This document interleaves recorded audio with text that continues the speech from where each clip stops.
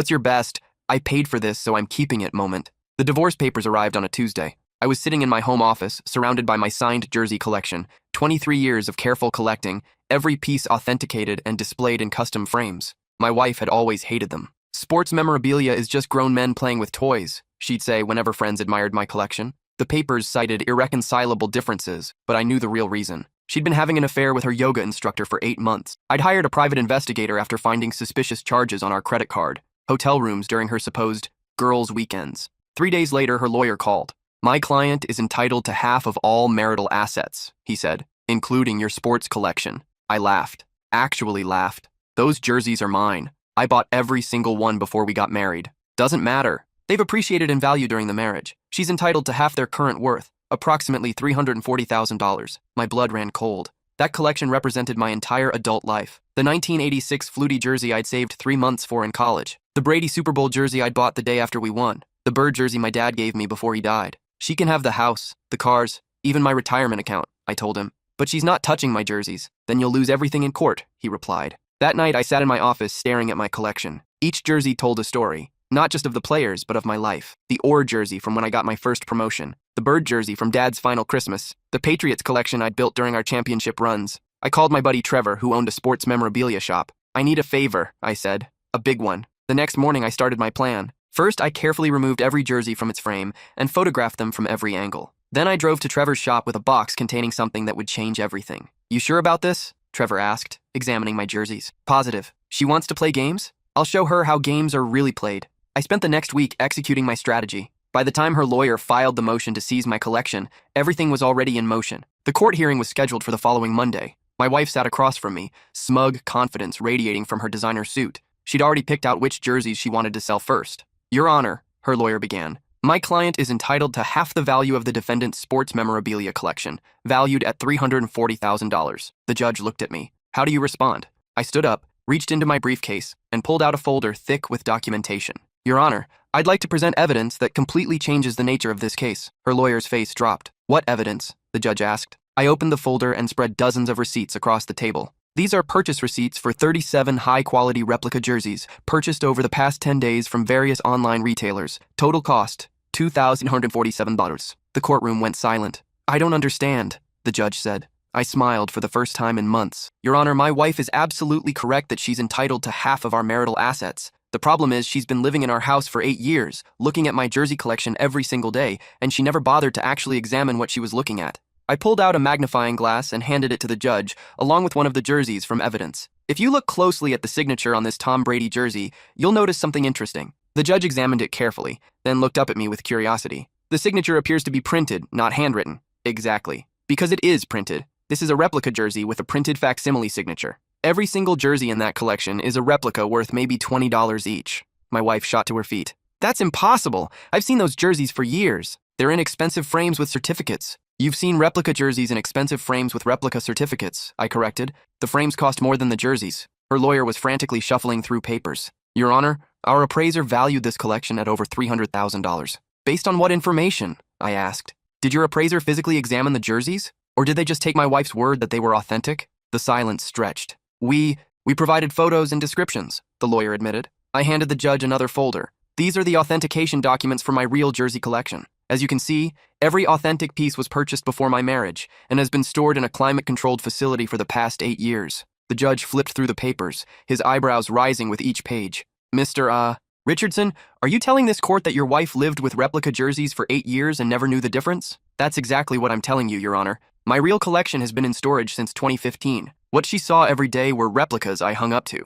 Well, to protect the real ones from exactly this situation." My wife's face had gone pale. You've been lying to me for 8 years?" "No," I said calmly. "I never claimed those were the real jerseys. You just assumed they were. Remember when I said I was getting them properly preserved? I meant in storage. The ones on display were placeholders." Her lawyer was scrambling. "Your Honor, this seems like fraud. He deliberately deceived my client about the value of assets in their home." "Actually," I replied, pulling out yet another document, "I was completely transparent. This is a copy of our household insurance policy, filed jointly every year. Notice how there's no coverage for valuable collectibles? That's because I specifically excluded them, since they weren't in the house." The judge reviewed the insurance documents. "It appears Mr. Richardson has been consistent in his documentation. Mrs. Richardson, did you review these insurance policies when you signed them?" My wife looked like she wanted to disappear. I don't read the insurance papers. I just sign where he tells me to. So you signed legal documents stating there were no valuable collectibles in your home, while simultaneously believing there were valuable collectibles in your home? The judge's tone suggested he was losing patience.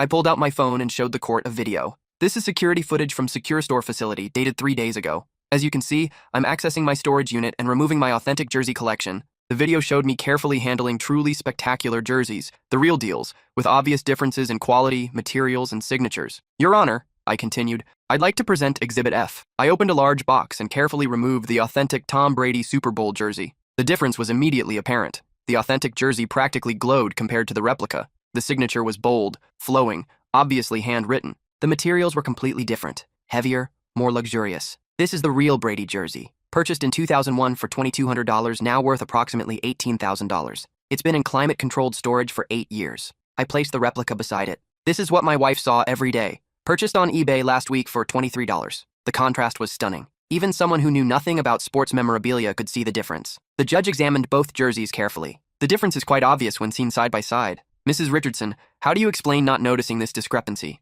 My wife was speechless. Her lawyer tried one last desperate move. Your Honor, regardless of the jerseys, my client is still entitled to half of all marital assets acquired during the marriage. Absolutely, I agreed. She's entitled to half of everything we acquired together. Let me present our complete financial picture. I handed the judge a detailed accounting. As you can see, during our 8-year marriage, we acquired the following joint assets. Our house worth $485,000, 2 cars worth $67,000 combined, joint savings account, $23,000, joint investment account, $156,000, furniture and household items, approximately $45,000. The judge nodded. And your separate assets, Mr. Richardson? The jersey collection, valued at $340,000, purchased entirely before marriage. My vintage guitar collection, $89,000, also pre-marriage. And my coin collection, $67,000, inherited from my grandfather before I even met my wife. I pulled out a timeline I'd prepared. Every single high-value item I own was acquired before our marriage or through inheritance. The receipts and documentation prove this conclusively.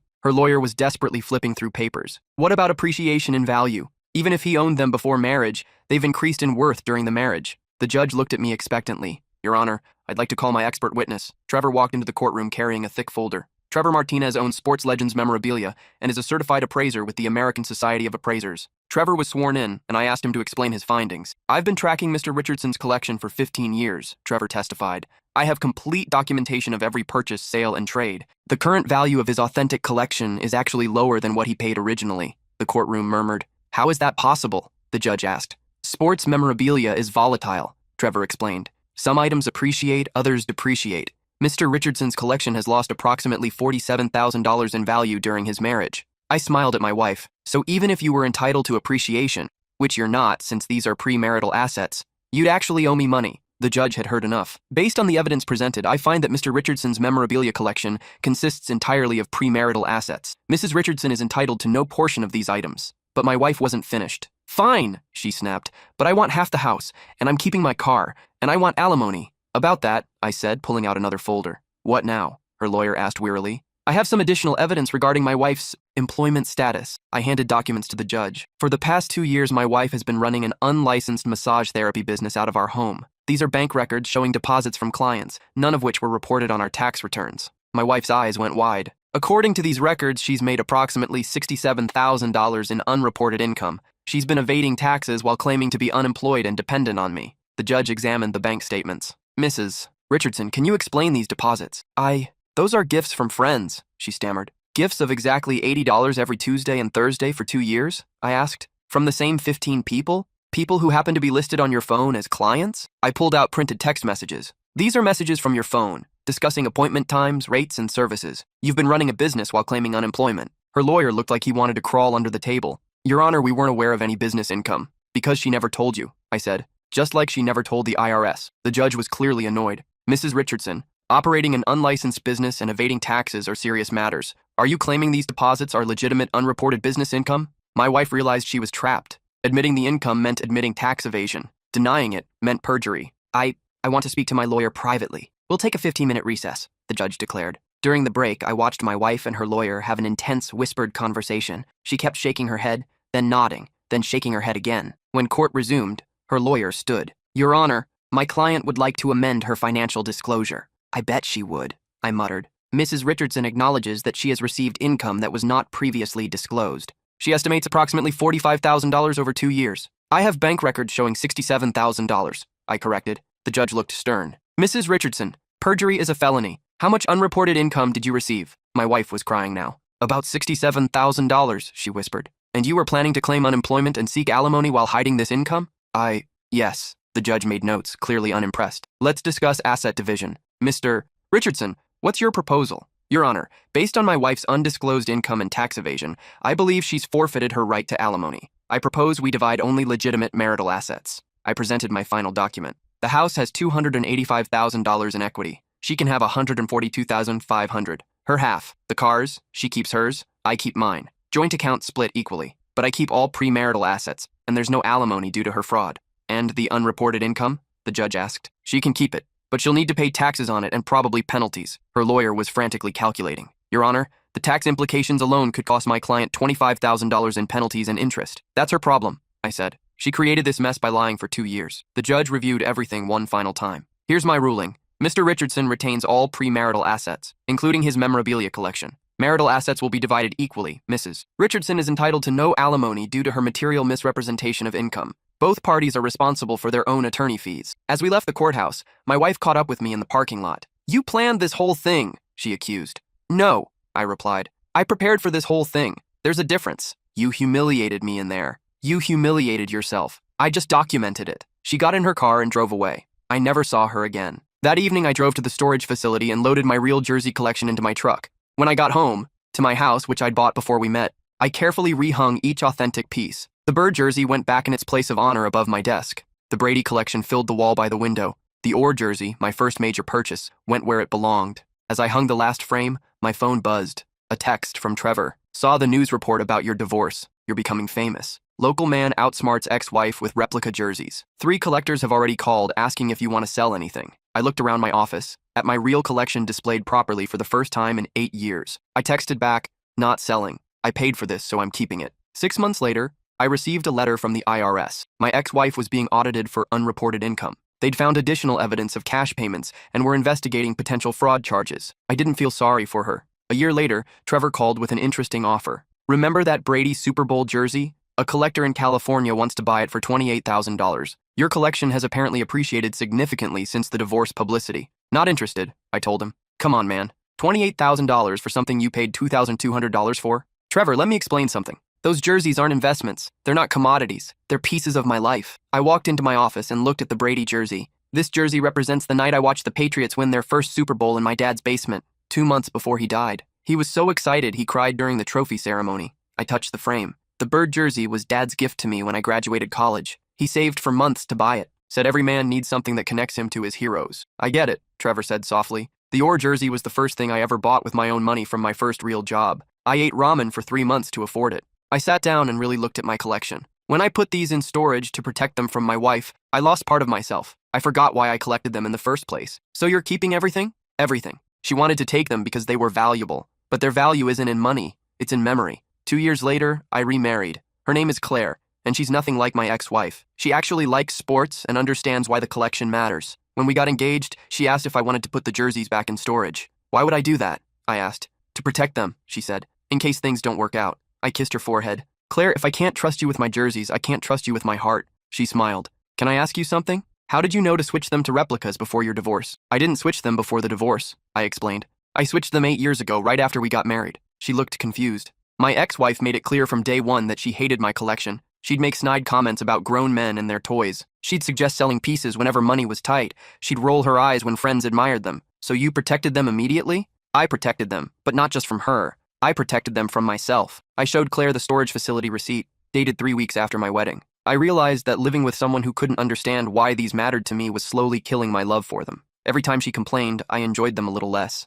Every eye roll made me feel foolish for caring. That's heartbreaking, Claire said. It was. So I preserved them somewhere safe and put up replicas. That way her negativity couldn't touch the real thing. And when you suspected she might divorce you, I didn't suspect anything. I just knew that someday, somehow, she'd try to take them. People who don't understand the value of something always assume it's about money. Claire walked over to the Brady jersey and studied it carefully. The signature really is beautiful. You can tell it's handwritten. You can tell because you're looking. She never looked. She saw expensive frames and assumed expensive contents. What about the appraisal? How did that work? I laughed. Her lawyer hired an appraiser who valued the collection based on photos and her descriptions. My ex-wife told them I owned authentic signed jerseys from famous players. The appraiser never actually examined anything. That seems like malpractice. It's lazy, but not illegal. Most people assume their spouse isn't lying about basic facts. Claire sat down in my office chair, looking around at the collection. You know what I love about this story? What? You didn't set out to deceive her. You set out to protect something you loved. The deception was just a side effect. She was right. I hadn't planned some elaborate revenge scheme.